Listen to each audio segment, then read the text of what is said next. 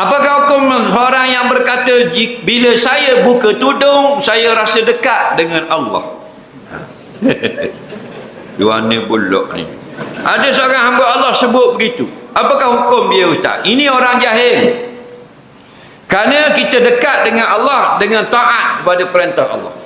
Kita jauh daripada Allah dengan tidak taat pada perintah Allah. Jadi siapa yang berasa dekat dengan Allah, maka Allah jadikan orang itu taat pada perintah.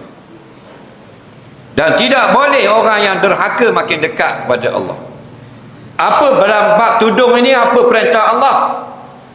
Ya ayuhan nabi kulli azwajika wa natika nisa'il mu'minin yudnina alaihinna min jalabibihinna zalika adna an yu'rafna fala yu'zain wa kana Allahu ghafurur rahima. Wahai nabi, wajib musuh bini-binimu, wajib musuh anak-anak perempuanmu, wajib musuh perempuan-perempuan yang beriman, supaya mereka meletakkan, memakai atas kepala mereka jilbab-jilbab yang menutup kepala, rambut, tekak, leher dan belahan dada daripada lihat. Yang demikian itu barulah terbeza mereka itu daripada perempuan-perempuan kafir yang tidak beriman. Allah Maha Pengampun, Maha Kasih Sayang.